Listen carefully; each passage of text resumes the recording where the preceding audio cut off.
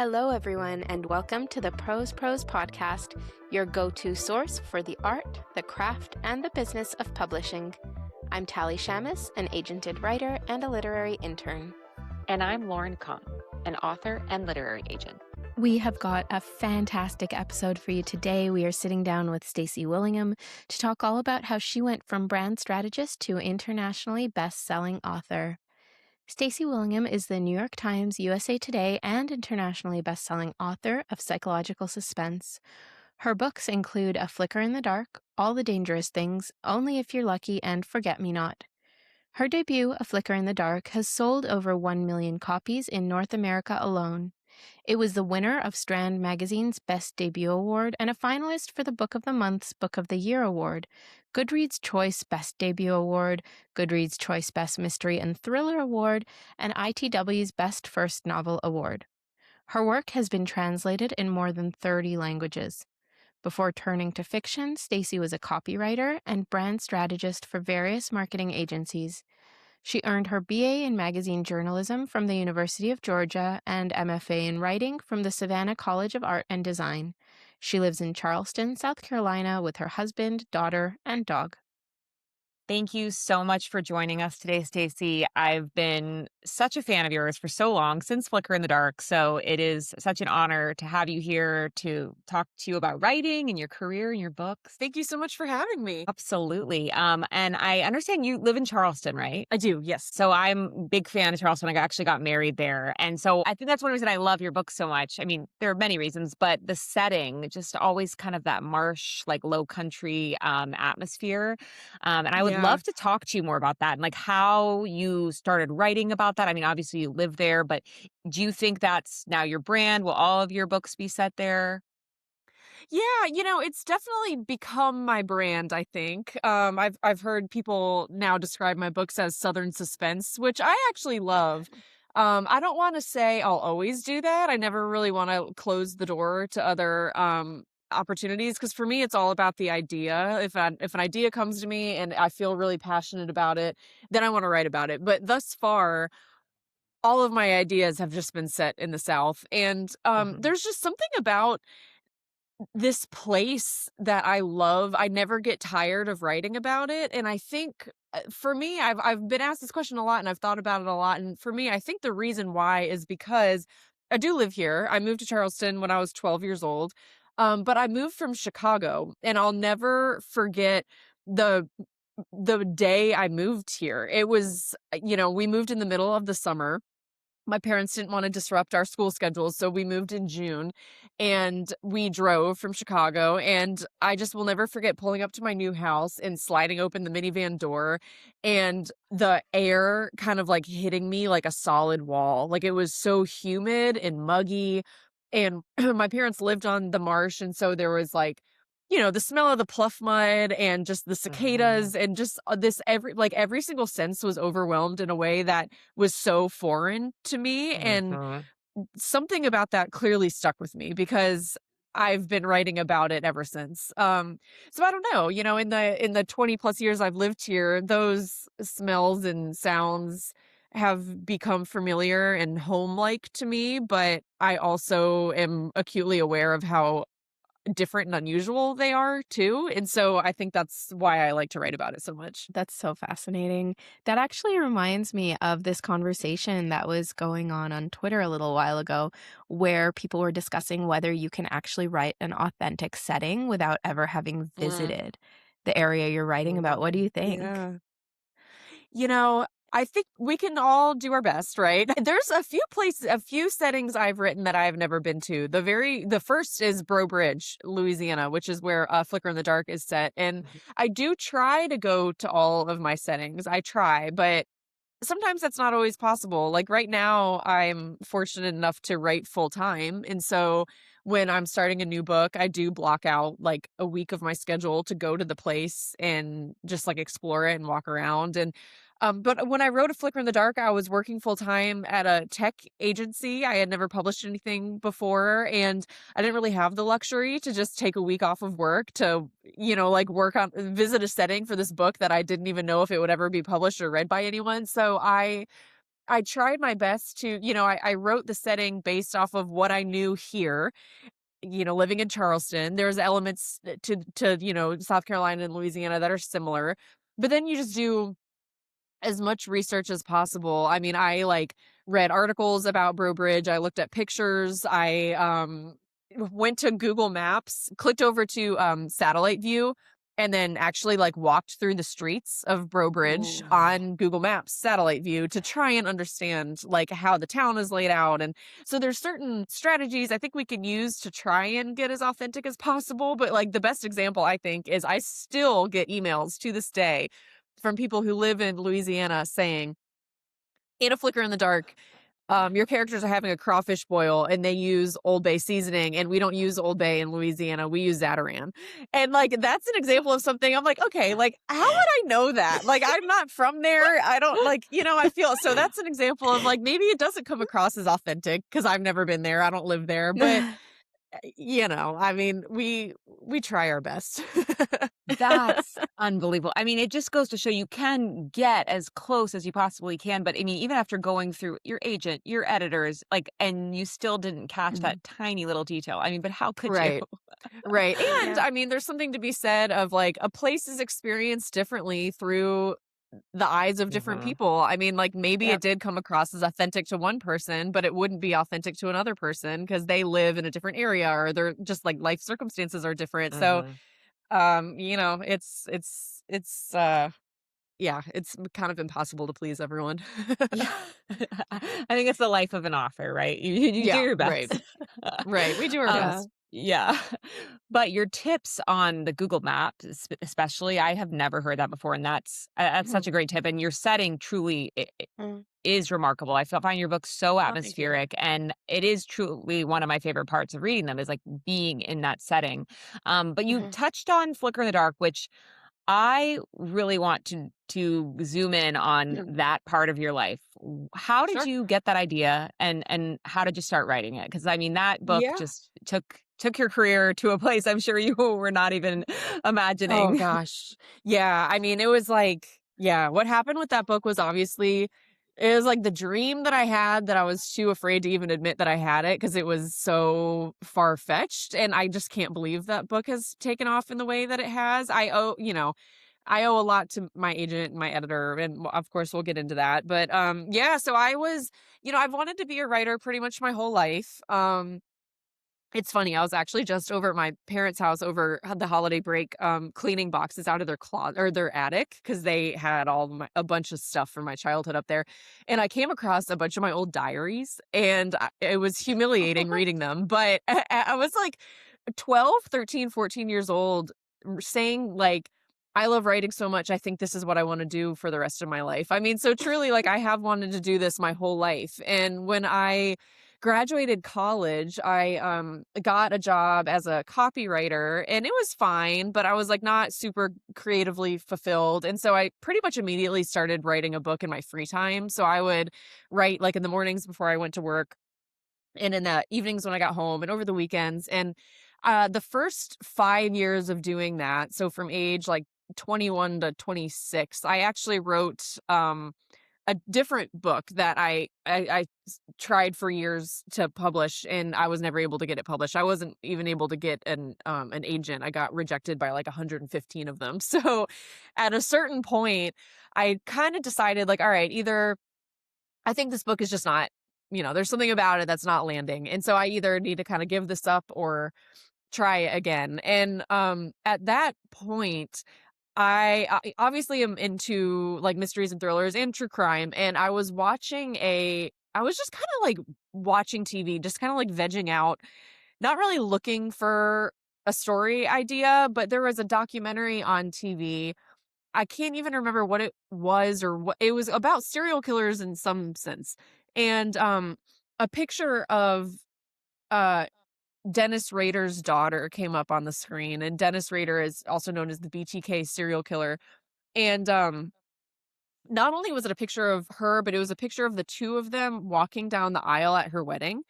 And she was wearing a wedding dress, and her dad was walking her down the aisle. They were in a church, and I would later learn the BTK serial killer served as a deacon in his church. He was like a pillar of the community. And at the time that picture was taken and he was walking his daughter down the aisle at her wedding, he was an active serial killer and he had murdered multiple people, tortured and murdered people. And nobody knew that it was him, including his family. And something about that picture just really stuck with me. Like, I was curious, like, God, what would it be like to be her, to have good memories with her dad, like a happy childhood. And, you obviously love and trust your father enough to let him walk you down the aisle at your wedding. And then you find out years later that he's just a monster. And that was the spark for A Flicker in the Dark. That's why I wanted to write a book about the daughter of a serial killer. That's part of the reason why the book starts with Chloe planning her wedding. I was also planning my own wedding at the time, so I kind of injected my own, life story in there a bit. And yeah, and then it kind of just took off from there. I don't plot or outline. I just kind of wing it. So that was like that was the spark of the idea, and then I came up with a twist, and then I just sat down and it kind of just flowed out of me. So that book then took me about a year and a half to write, and my experience finding an agent was a total 180. I found my agent in 3 weeks. And he's my first and only agent. I'm still with him, Dan Conway at Writer's House, and he's just really changed my life. So That's Wow, incredible. that is amazing. I'm sure Tali also, we have so many follow-up questions. I want to yeah. know about that first book. Mhm. Have you like dug it back up and like figured out why maybe it wasn't getting traction? It's so funny. I stand by, I think the story is pretty good, but it's another psychological thriller, is very similar in plot to everything that I've since published, but the writing style is different, and I think it's because I just didn't know my style yet. Like, the only Mhm. way for a writer to really find their voice, I believe, is just to practice, and that's the first time I had ever tried writing Mhm. fiction, but also anything of that length. I mean, I was a journalism major. I did a lot of freelance article writing straight out of college, but I was also a copywriter. So I was writing, but I was writing nonfiction. I was writing short, like punchy taglines. I was not writing 100,000 word stories. And I just didn't know how to do it. So I'm glad I wrote that book. I don't consider it a waste of time at all. But I was trying to figure it out. And I think that probably came through. Like, the writing just didn't sound confident. I wasn't sure of myself. I wasn't sure how to structure the story. But it is funny reading it back. I haven't looked at it in years.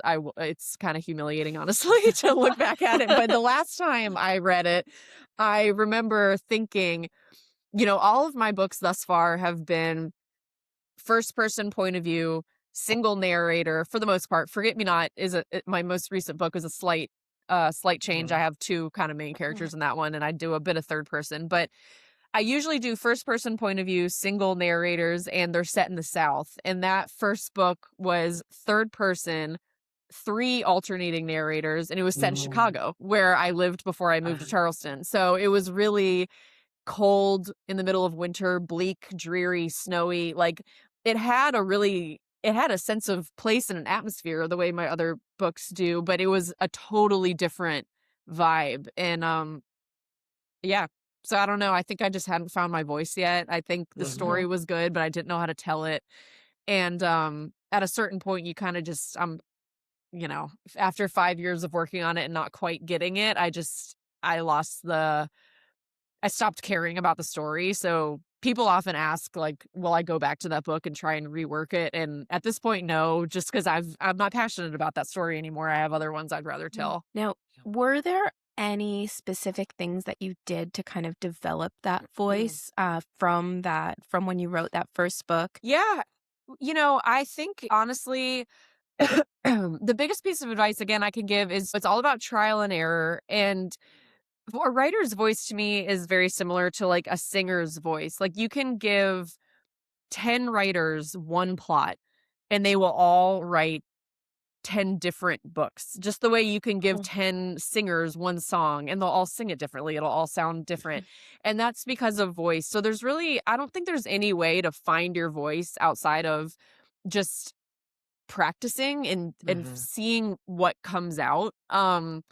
Like I said, that first book, I feel like I was trying to write a book and I was trying to do what I thought you were supposed to do. I was outlining, I was plotting, like I outlined every chapter because I had read you're supposed to do that. And like that just didn't work for me. And as a result, the Mm. writing just came out stiff. So I think when I finally decided, like, I'm just gonna, A Flicker in the Dark was my first attempt at just being like, you know what, I've tried to do this. I've kind of like massively failed. And so I'm just gonna write this book the way I want to write it because I'm just gonna assume no one's gonna read it. Like I didn't get an agent before who's to say I'll get one again, and so I did it. I just did it the way I wanted to do it. I did it in first person. I did some kind of like different things in terms of like a fluid timeline, and Mm. I broke some rules that I had read you're supposed to follow, but I just didn't enjoy doing it that way, so I didn't, and then I found the writers that I really admire. Like,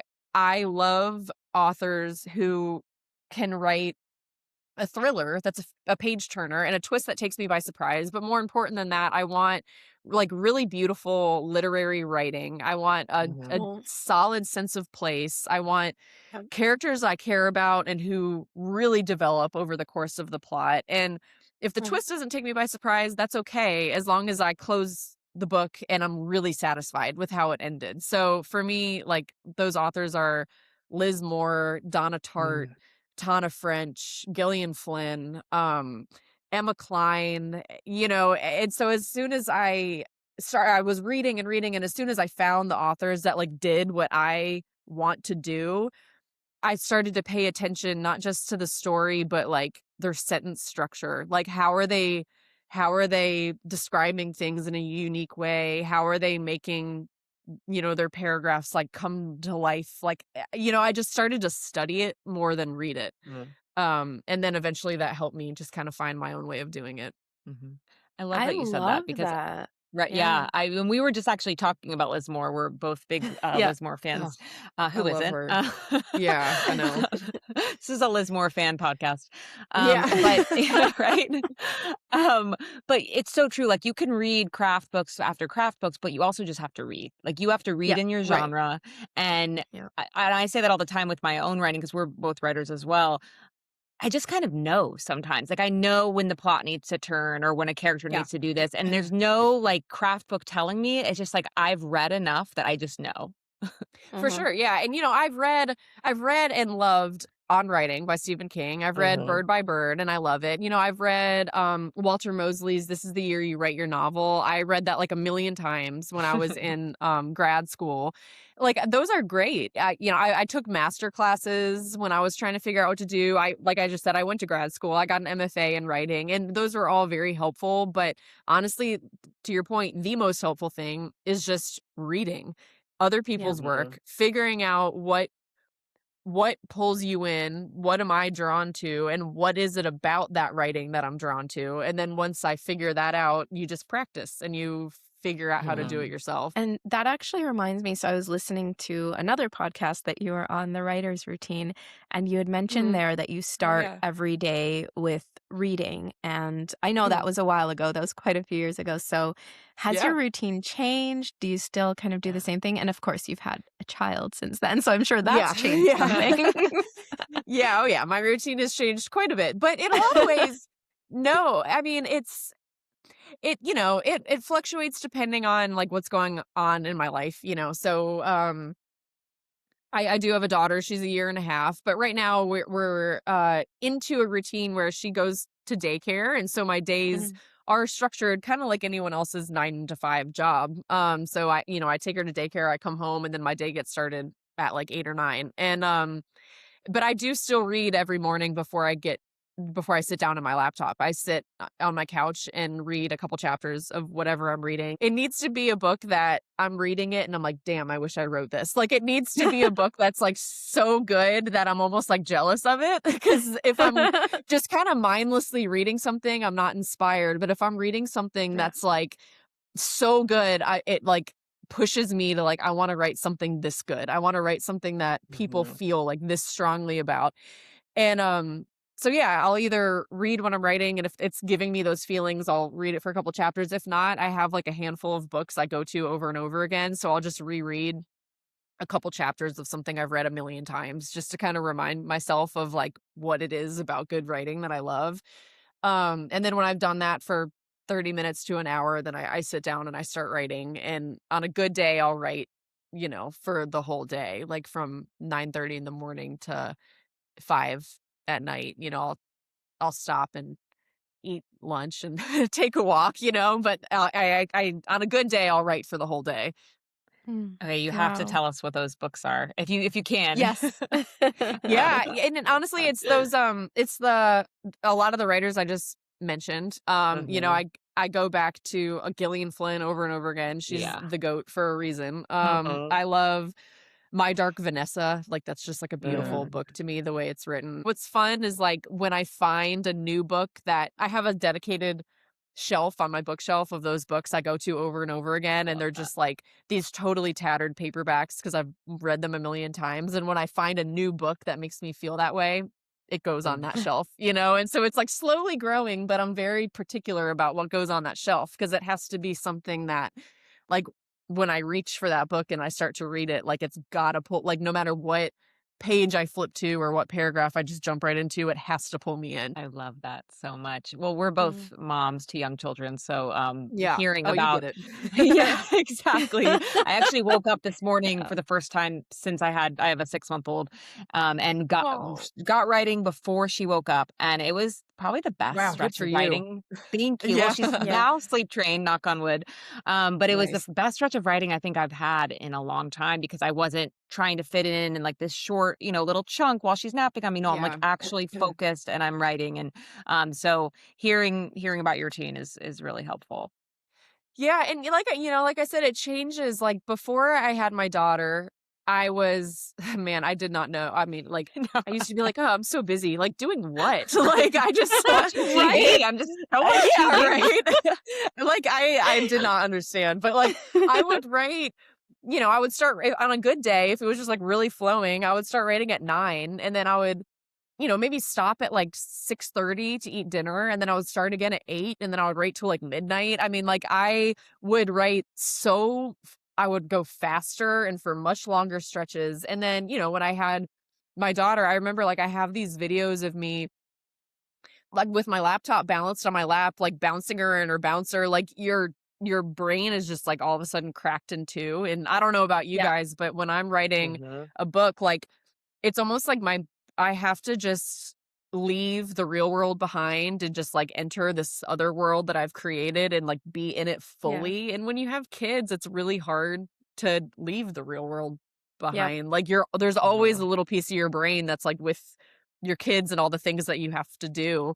Mhm. So you just adjust. Like, I don't Yeah. when I'm with my daughter, I'm with her fully now. But when she's at daycare or when she's with, my husband, that's when you have to find those, like, dedicated times to just, like, flip that part of your brain off and flip another part on and just, like, Yeah. try to dive in the best you can.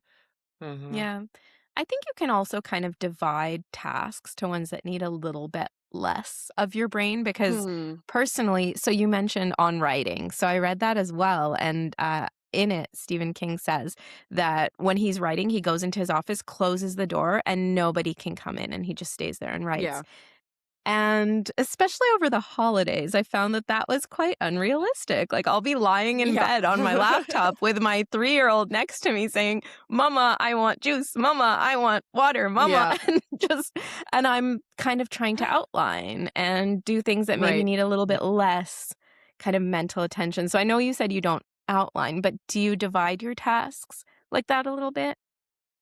I do. Yeah, I do. I try, for me, and one of you mentioned, like, it's just kind of a feeling when you're Mhm. Mhm. writing. And, like, there you can study and read, and all that stuff, but a lot of writing for me is just like intuition.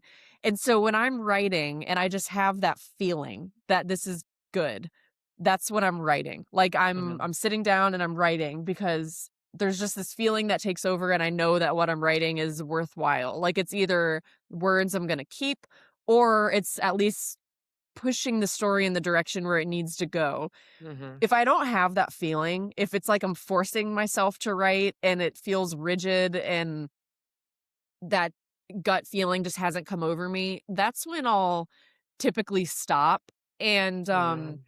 do something else that doesn't require like that level of focus. One thing that I do, and I'm sure this will change when she gets a little older, but I'm a big believer that like a huge amount of writing a book takes place away from your laptop.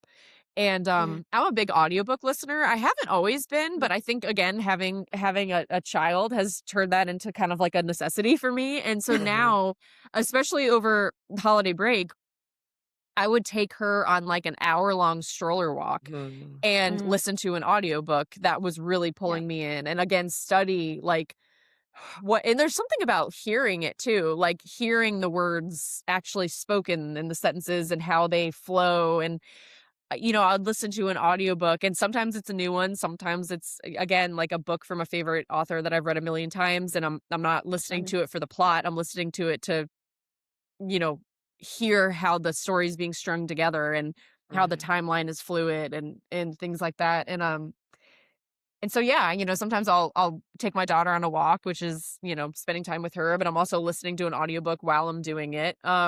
mm, I don't like you said, I don't traditionally outline, but I do if I have like scenes that pop into my head throughout the day, I will write them in my notes app on my phone Mm. or even just like speak them. Like oftentimes I'll talk like a voice note. I'll like voice note out a whole paragraph or two and it doesn't sound great, but then when I am in the right headspace, I'll Mhm. take that into my laptop and then edit it. And so that's like a scene that I wrote while I'm doing the dishes, or cleaning the house or walking my dog. Like I wrote that scene when I was doing something else, but then when I mm. have the time to like sit down and really dedicate my brain to writing, then I tweak it and edit it and turn it into something good. Mhm. That was such a great question. I'm a huge stroller walker myself. I just Mm, love to just put on my headphones and just lock in. So yeah. yeah, that's one of the highlights of being a mom, honestly, is the stroller walk. I'm a Oh, big for Yeah. sure. They're fan. the best. Yeah. Yeah, and I am so um, jealous of the 2 of you in your warm ugh, climates being able to do Yeah. it year round. We have such a big yeah. snowstorm here today. And wait, where are you? Remind me again. I'm in Canada, so just Yeah. north of Oh, Toronto. it's cold It's there. Yeah. cold. Okay. It's cold. We're in we. an area called the Snow Belt, so if that gives you an idea. Oh, Yeah. yep. We're very spoiled. Like, I was just gonna complain about how it's been like unseasonably cold here. Yep. It's like 50. And I'm like complaining about how cold it is outside. It's all That's me. relative. I'm in Florida. It's the same thing. It's like we went to the zoo and it was in the 40s, and I was like, "This is awful." So I get it. Yeah. Yeah. We're spoiled. It's all right. So spoiled. But I want to touch on more about your pantsing, because I'm a Yeah. pantser too, and I feel like I always have this voice in the back of my head that's like, you should be plotting, like especially because I am writing a thriller, and especially Mm. when it comes to Ooh. the twists and the clues and the curiosity seeds, there's this voice in my head that's like, you should really be laying all this out first. But I love to just free write. And so I would love to hear Yeah. more about your process and how you make those twists come together and you plant those clues and all of that. Yeah. So, like you said, and this feels like such a non-answer. A lot of it is just kind of like intuition and like a gut feeling, which I know you guys understand as writers as Mhm. well. But Mm, you do have to strategize somewhat, otherwise, your first draft's going to be a disaster, and then you're not doing yourself any favors going back and editing it if you're just like completely free writing with no plan at all. Mhm. At least that's how it is for mhm, me. Yeah. I have been in a situation where I'm on deadline and there's not a lot of clarity around what book I'm writing. So I just I'm like, oh, okay, well, I'm just going to start and I'll figure it out as I go. I'm a pantser, and then I get to a point where I've written 40,000 words and I'm like, what the hell is this book? And then I have just given myself like a lot more work than was necessary if I had just kind of figured it out like a little bit more in the beginning. So I actually had a friend tell me, just because I don't plot on paper, I don't outline my chapters doesn't mean I'm not plotting. I'm just plotting in my head.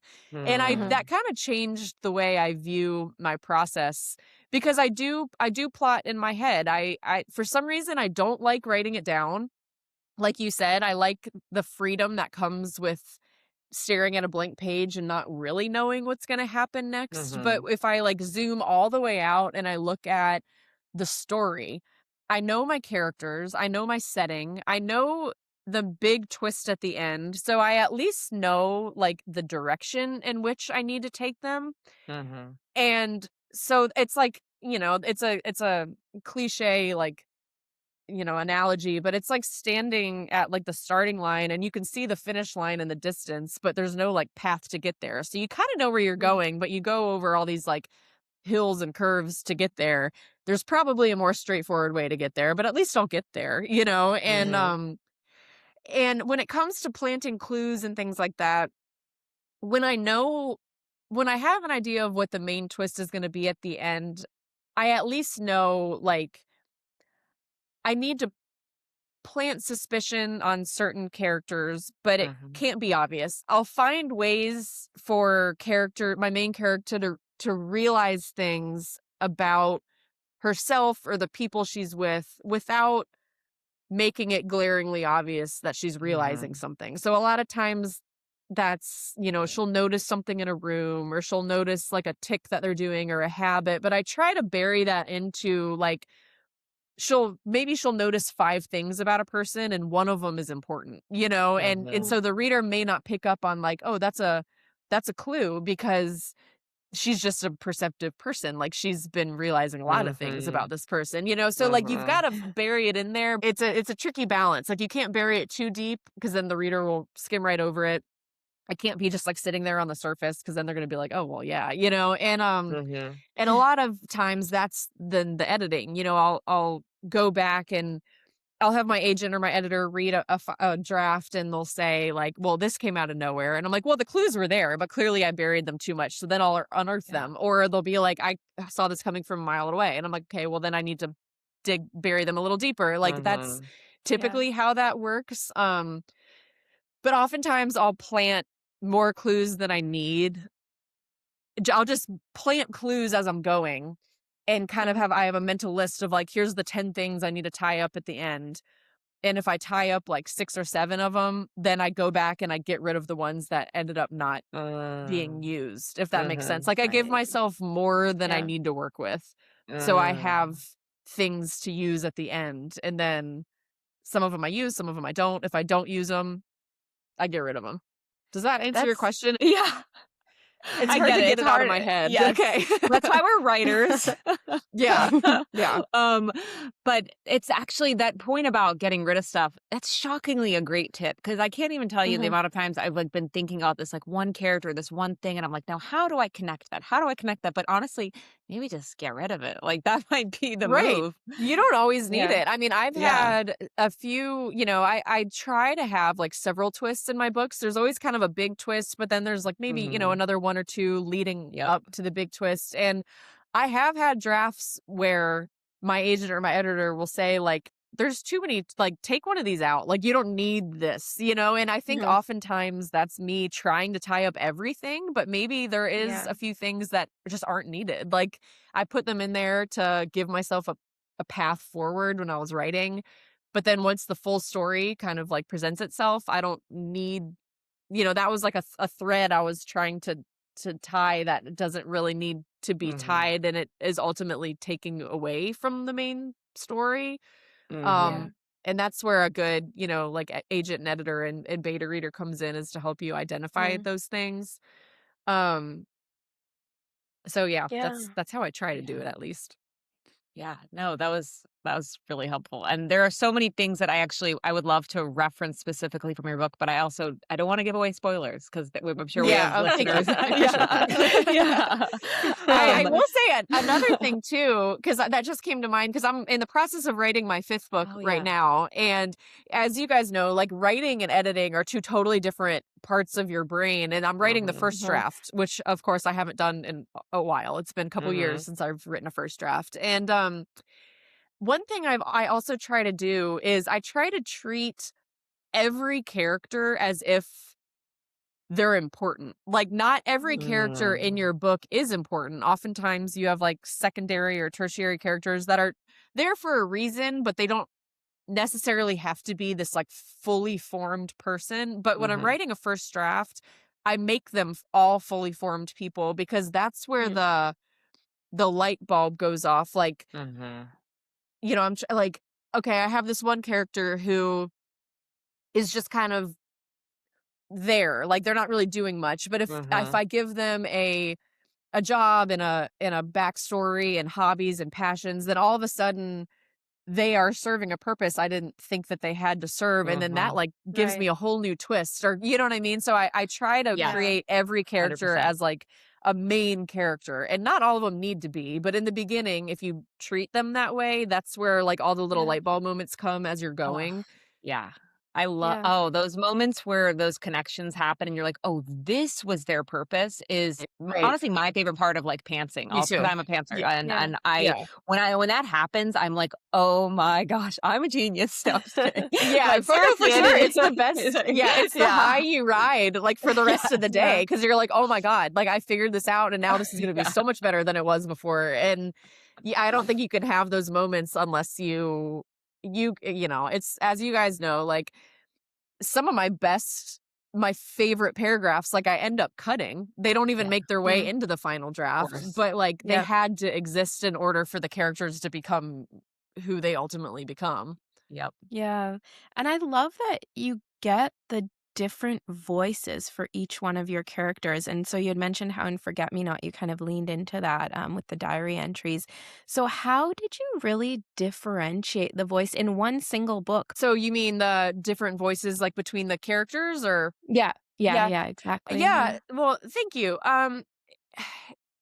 I think on the one hand, you just really have to know your character inside and out. Like, you have to Mm. know again, they're it's so hard to talk about thrillers without giving away, like, I know. spoilers, but, like, if you have a character who has, like, really overbearing parents and, they were raised in a certain way, like, that's gonna affect they may be very timid, they may be naive, they may not trust their own instincts because they've never, their parents have never really trusted them to make good decisions themselves. Like, the little Mm. bits that you give to their backstory will Mm. inform their motivations, their inner dialogue, the way they move throughout the world. So that is how I try to give my characters each their own distinct voice. Is they each have their own life and their own background and their own family, and all of those things that you give them then informs their voice and the way they talk to Yeah. themselves and the way they talk to other people. I also have gotten a lot of questions about Forget Me Not as to why I wrote the diary in third person, Mm. Oh. and that's kind of another answer to this question is there are 2 kind of main voices in Forget Me Not. There's Claire, the main, protagonist, who's written in first person, and then Marcia, who's written in third person when Claire's reading her diary, and for me, the reason why I wrote the diary in third person is because I wanted to separate these 2 voices. Like, I didn't want the reader to be confused as to whose story we're following. Like, when you're in first Mhm. person, you're in Claire's head. When you're in third person, you're still in Claire's head reading about Mhm. Marcia. And that's why I did it that way, is to try and create more of like a separation, like it would never be confusing as to who we're Mhm. following. Some Yeah. authors I have never written a book with multiple like first person Guilty. point of views, and I feel like Right. that would be really hard for me. Like they would have to be very different characters. Some authors do Yeah. it really well. Mhm. I haven't maybe I didn't trust myself enough to do it like that. I don't know, but yeah, for me it was just the I wanted the reader to be in Claire's head the whole time. Yeah. And, Yeah. Yeah. when she opens the diary and starts to dip into those pages, like I wanted the reader to feel like they were in Claire's mind watching the Mhm. diary play out in her head like a movie. And to Mhm. do that, it's in third person. Yeah. Yep. Right. I think That it makes gives you sense. that distance. Yeah. That no, that works Yeah. really well. This is a great way to bring up a question that I've been dying to ask you is when you wrote All the Dangerous Things, you were not a mom yet. And Yeah. I just it's just so interesting to me because the first time I read it, I actually was pregnant, but I just reread it. Oh, girl. Yeah, I was very early in my pregnancy. Yeah. I didn't understand, but now I just reread it a few months ago, and I saw it through such different eyes, and Yeah. I did read it when I was in the middle of, like, the 3-4 month regression, so I completely understood that, like, sleep deprivation, and the way you captured that was just I felt so brilliant and so accurate. Thank The you. pieces about a mother too, like, overcoming that sleep deprivation to just still have that adrenaline Yeah. to find their child, because I'm always talking with new moms about how when you're sleep deprived, it still it doesn't matter. Like, I have this adrenaline to care for my child that I don't know where For it's sure. coming from, but Right. it's Yeah. there, Because you have and to. There's you no, have yeah. to. Yeah. So Exactly. so reading that now as a mom, I saw it so differently, and I would love to hear about, like, your reflections on that book now, and if you've reread it Yeah. or, like, how you think about it differently. Yeah, I'm Yeah, that's dying a to know really good this too. question. Yeah, I have not reread it, and to be honest, I I don't assume when I turn in my final draft, like when I've done, the proofreading and the copy editing and first pass pages, and I turn it in and it's like, all right, going off to the printer, I never read it again. Like I don't Yeah. when my hardback comes, I don't read it. I don't listen to the Makes audiobook in sense. full because it's like to me, it's like I'm gonna find something that I'm like, God, I wish I did that Yeah. differently. And at that point, like, why torture myself? So I've Right. not read it again. Um, I you know, I'm really proud of that book. Like I almost didn't write it because I had this Mhm. idea to tell the story about a mother looking for her missing son, and I wanted to kind of do some commentary on motherhood. And like it's funny, there's the show on Peacock right now called All Her Fault is kind of Yeah. it's reminding me a lot of All the Mhm. Dangerous Things. It's about this missing son and everyone's blaming the moms for all Yeah. their failings and shortcomings, and like that's Mhm. kind of I wanted to explore that in All the Dangerous Things, but I was like, gosh, like I'm not a mom, so what if I just get this horribly wrong and I end up just offending like everyone who reads it, which is why I wrote that author's note. I was like, I'm so Mhm. sorry if I got this wrong, but like I tried my best. And when I look back on that book, like I really do think I got a lot of things right, and I'm Yeah, proud of that. Um, but I would have a harder time writing that book now than I did back Yeah. then. Like I for had sure. an emotional distance. Mhm. Like you said, like there's just things that I didn't understand. Like I talked Right. to a lot of moms in my life. I talked to my friends and my sister and my mom about things they experienced. Like I talked to someone who told me, you know, I remember when my colicky baby was 2 months old and the screaming never stopped and I was so tired, and I Yeah, just had to put them in their crib and close the door and walk away because I was a little yeah, bit scared of what I might do. And Mhm. at the time I heard that and I was like, "Oh gosh, like that's a really complicated emotion." And then I had a colicky baby and in the middle of the night I was like, I get it, yeah, like I get it in a way I didn't get it before. And Yep. yeah. so reading, just talking to all the moms in my life and reading Mhm. memoirs and things like that is the way I informed that book. Mm, Um and then just when I look back on it now, I am probably more proud of it now than I even was at the time because I really do think I got a lot of things right. But again, that's because I talk to people that like I yeah, Yeah. trust, and they were really honest with me, which I appreciate. And again, I don't want to give away spoilers with that book, but I read a memoir, and I read a book about like a famous case that really changed my opinion on things. And I Mm. think it's just in every book I've written, like I try to remind myself that thankfully in thrillers, like a lot of people don't know what it's like to be in this protagonist's shoes. Like we're Of putting them course. through Yeah. pretty outlandish scenarios, but there are people out there who know what it's like to yeah, have a child kidnapped or to Mhm. be the daughter of a mm, murderer or to, like there are people who know what that's like. And so I yeah, try to listen to their podcasts and read their books and watch the Mhm. documentaries to like try and understand what that's actually like to be in their shoes, and then just hope that I get it right. Mhm. Mhm. Yeah, now reflecting, I don't know why that was the book that I read with a newborn, but it's just so I good, know. Stacy. Yeah, It's so thank good. you. Thank you. I have oh gosh, like when I was on tour for that book, I had like people like, "Oh my gosh, I'm on maternity leave. I can't wait to read this." And I was like, "Oh, like, are you sure?" But Yeah. I have some friend to this day, like some of my best friends have not read it because they're like, "I'm just not there yet." And I'm like, "I get it. Like Yeah. I totally get it." Yeah. It's a I when I was pregnant, like I couldn't read books about pregnant women. Like The there's 100%. Push. The Push. yes, Have the you Yeah. push, I beware tried actually to start that one, and I had to put it away. yeah, Not ready. Beware the Woman by Megan Abbott. Mhm. Mhm. Mhm. Fantastic book. Love it. I started it when I Yeah. was pregnant and I was like, nope, not the time. No. And I Yeah.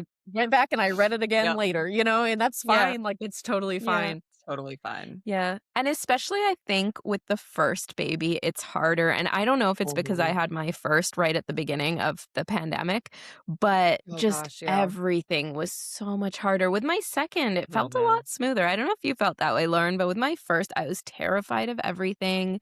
The Mm, insomnia was hitting so hard. I was Yeah. hallucinating. It was just not a good time. yeah, it's insane.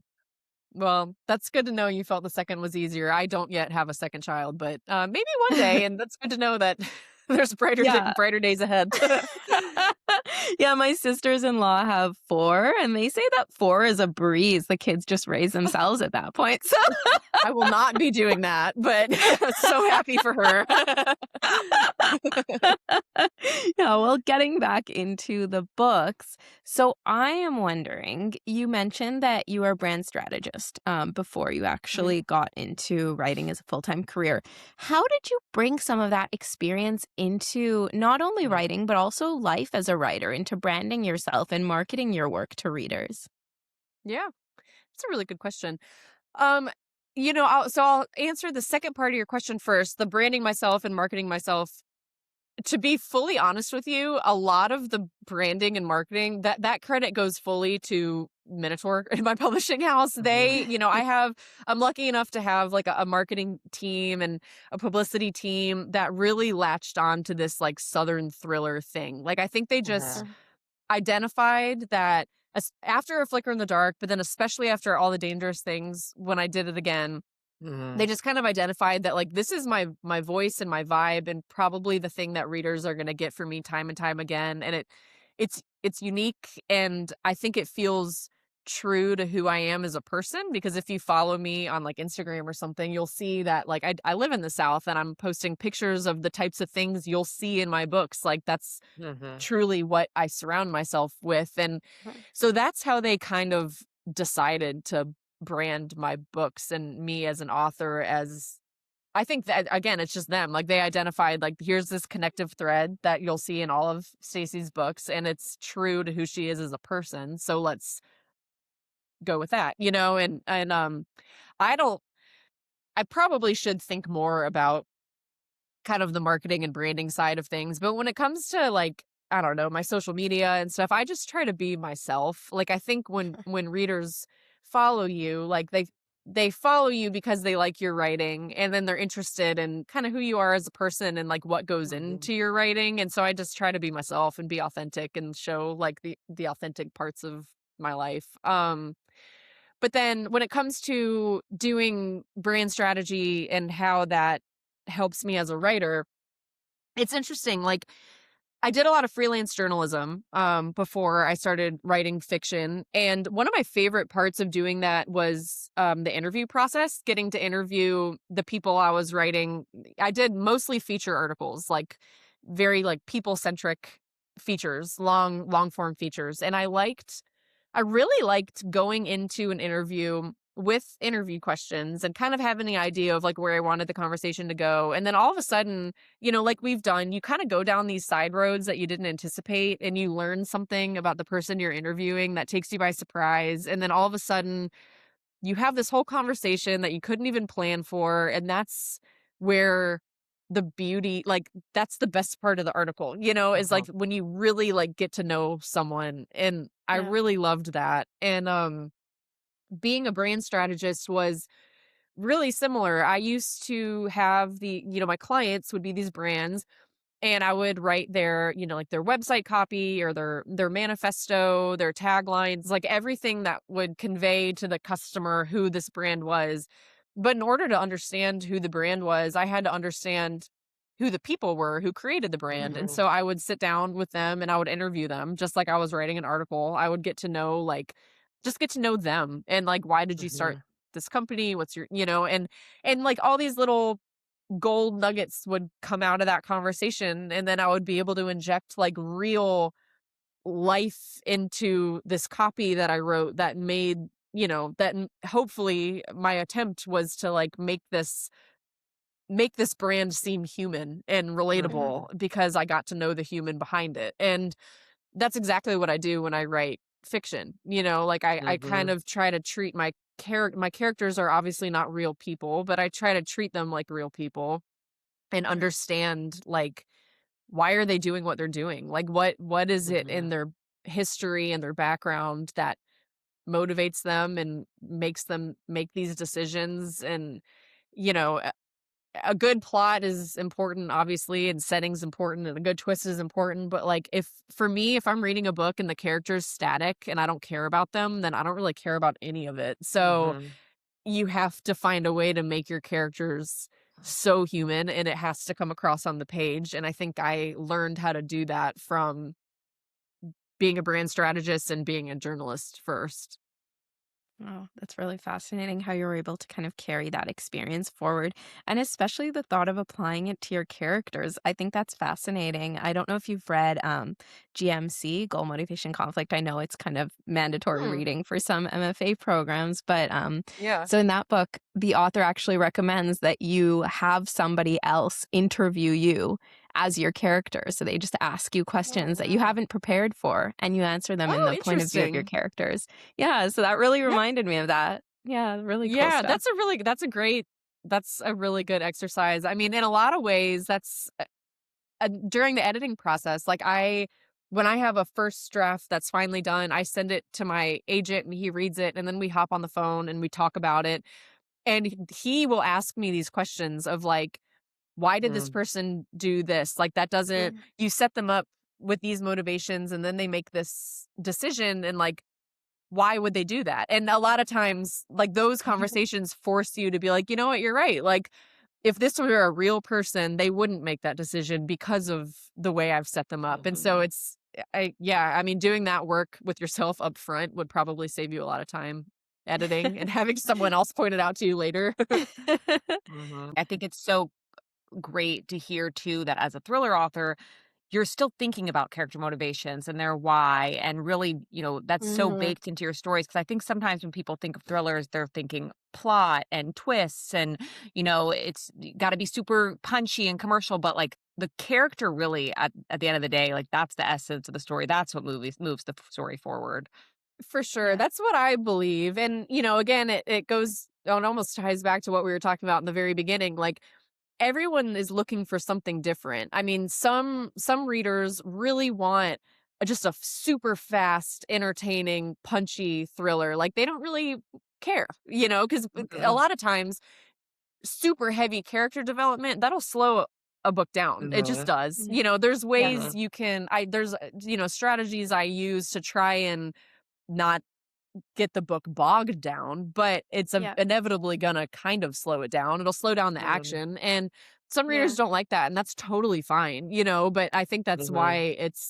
you have to, as a reader, like, you kind of have to know what you're looking for, what you like, Yeah. and then as a writer, you have to know, like, you can't please everyone, but if you Mhm. stay true to what's important to you in a story, like, the readers who appreciate that will find your work, and they'll Yeah. love that part of it.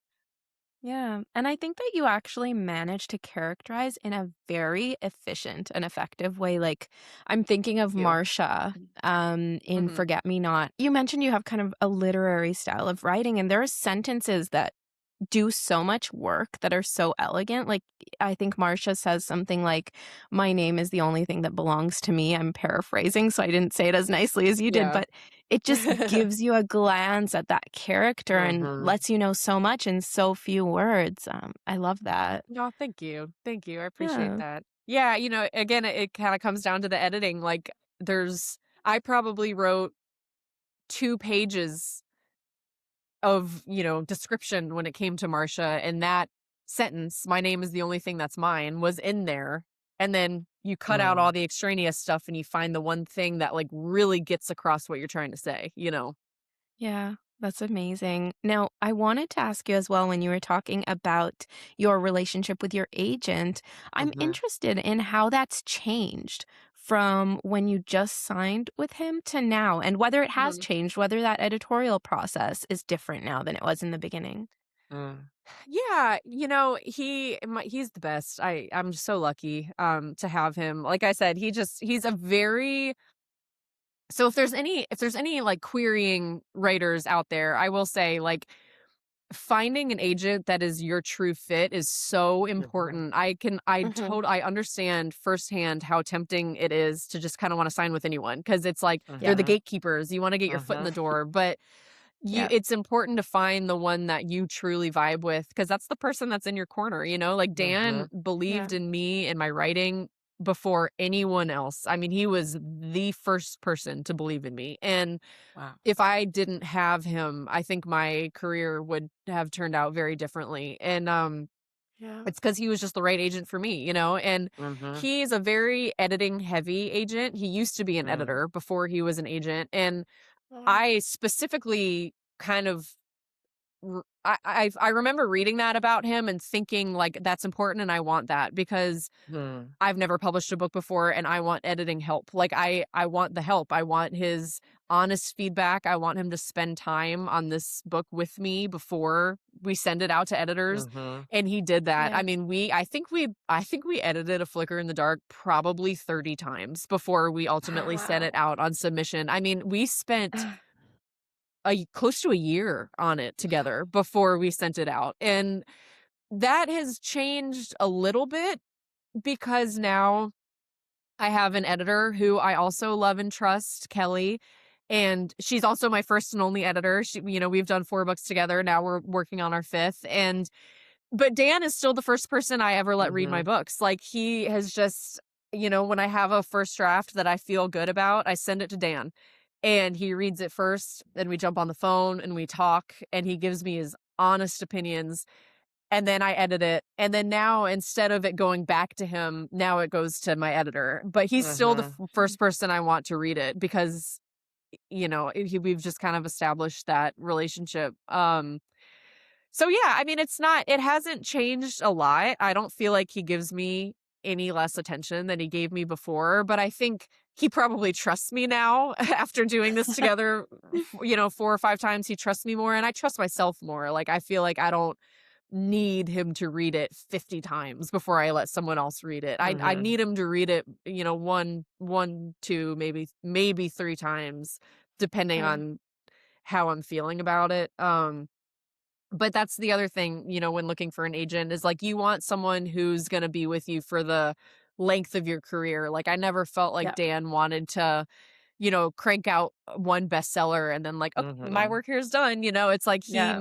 he helped me make A Flicker in the Dark the best it could possibly be. And that book, thankfully set up my career in a really great way, but he still shows up for every subsequent book as if it were the first one we were doing together. It's incredible. That's amazing. He sounds like such a great agent, and I'm so curious, I mean, to, work on it with your agent for a year, like, that's amazing that he gave you that time. Yeah.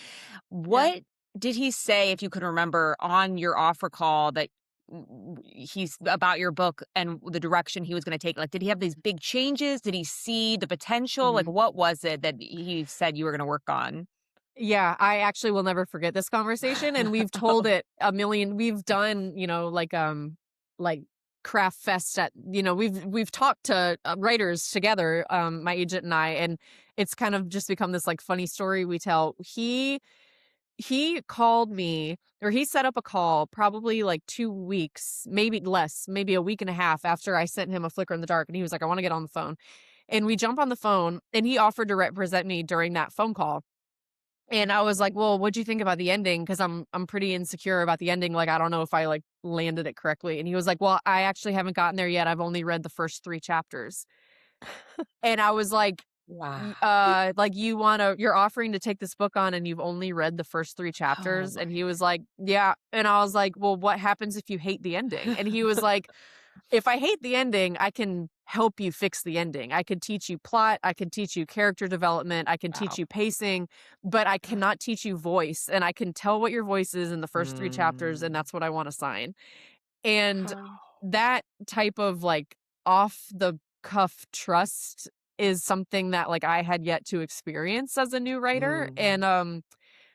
and so it was kind of a leap of faith. I was like, "Okay." Like, like, I had other agents come to me a few days later who had read the whole thing and who did wanna sign me, but I went with Dan, who hadn't even gotten past the first 3 chapters because he had that much faith in me, and, Wow. Well, so we signed, and when he finally did finish it, he actually did kinda hate the ending, and but he helped me through it, I mean, he gave me, quote, unquote, "homework," like, he told me, "Here are the books I want you to read that really nail the ending, like, read these, learn, like, figure out, like, how they did it, like, study their character development." Like, he taught me in a way that was so invaluable, and together we figured yeah. out how to make it work, and, yeah, I mean, that's the importance of a good agent, I think. Yeah, it Wow. it is so important to have that champion, to make sure that you're signing with someone, as you said, that's gonna be alongside you for your entire career. And, Yeah. for some writers, that might not look like Flicker in the Dark. That might look like a Mhm. first book that dies and a second book that dies and a third book that Totally. dies. Yeah, just having that partner is so important. For sure, and, and it's like I said, I feel very lucky that A Flicker in the Dark did so well kinda right out the gate, but I've had I'm on my 5th book now. I've had books that All the Dangerous Things, I wrote it in 8 months in 2 drafts. It was so quick and easy. Wow. Mhm. I've Forget Me Not, I love that book. I'm so happy with how it turned out, but that book was like pulling teeth. Like, Mhm. I was pregnant and I had a newborn when I wrote it. I had a really hard time Mhm. with it. And Dan stuck by me in just the same way. Like, he Mhm. read a first draft Yeah. that was truly bad, and I think that was, like, the first time he had probably read one of my drafts that he was like, "Ooh," like, but he never, like, it didn't scare him away, I mean, he was like, "It's okay, we could do this," and that's Yeah. what's important, is, like, you have someone who's with you for the really good ones, and you have someone who's with you for the ones that are not that Mhm. easy, but they Mhm. stick with you just the same. Mhm. Yeah. Yeah. And yeah, Wow. one of the key That's things for amazing. me actually, so when I was signing with my agents, I was doing a lot of research to figure out whether they were the right fit for me. I'm co-represented, so that's why I say they. Mhm. Yeah. And so I was asking a lot of my friends in the writing community, do you have any friends that are represented by them? What are your thoughts? And one comment that really stood out to me is one of my friends said, "Oh yeah, my friend is signed with her. She's had 6 books die on sub and they're working on the next Mhm. one, and it's sold. The next book sold, Yeah. thankfully." Yeah. But that Yeah. just knowing that they're there for the long haul. It's such a great point. And I think, you mentioned querying authors. We have a lot of querying listeners. And I Yeah. Mm, wanted to ask, because you said, well, one point, he only read for the first 3 chapters. That just goes to show how important it is that your opening chapters are mm, doing the heavy lifting, because an agent Yeah. yeah, may only read the first few chapters. Like, if you're like, oh, the Yeah. best part's in the middle, you just have to get there. They might Right. not ever get there. Right. So I Right. think that's huge. And I was also just wanted to ask, how did you know your book was ready for querying? Because you mentioned you were insecure about mm, the ending. So what just made you be like, you know what? I think it's as good as it's going to get, and I'm going Mm. to send it. yeah, Yeah, I think I'm a tinkerer, like, even Mm-hmm. like I mentioned, like, the reason I don't read my final drafts is because I'll tinker with them forever. And at a certain point, you kind of start to realize that the tinkering, like, I'm just doing it to kill time. Like, I'm just like, Mm. I'm doing it because I'm scared and I don't want to send it. It's not Yeah. actually making the book better, And I feel Mm-hmm. like it got to the point where I realized this is as good as I can get it by myself. Like Mhm. there's things about it that aren't Mhm. working. I felt like the ending, it was rushed. I didn't quite know how to land it. Like the twist was the same. Mhm. He didn't change much at all plot wise. He just helped me. I just didn't know how to like structure it in the right way. And Mhm. I needed someone to help me with that. And so I think Mhm. it just got to the point where I was editing it and reading it and rereading it, and I was tinkering with things and moving things around, but it wasn't making it any better. And so Mhm. that's when I realized, like, this is not perfect, but I can't make it perfect by myself. And so this is as good as it's gonna get with just me. And Mhm. and that's when I decided to send it out. It's hard to do. You want to make it as perfect as possible, but it's just like you can't. Yeah. That's why editors exist. Yeah. It's true. Awesome. Well, I mean, this has been incredible. I feel like So we dug into good. so much that I've been I dying to know. ask. So, thank you so, so much, Yeah, of Tali. I course. don't know if you have any final questions, but I'm like excited to go right now. You're very Yeah, inspiring. me too. Yeah, Yeah, good. definitely. I feel so motivated. I do not know how we have been chatting for more than an Yeah, it's hour, I but crazy. know, thank I know. you. Thank you so Yeah, of much. course. Thank you guys. This was so great. I appreciate you having me, and yeah, I can't wait to check out the rest of your episodes. This is fun. And thank you all so much for listening. We hope you've enjoyed this episode of the Pros podcast, and remember to check back next Tuesday for a new episode.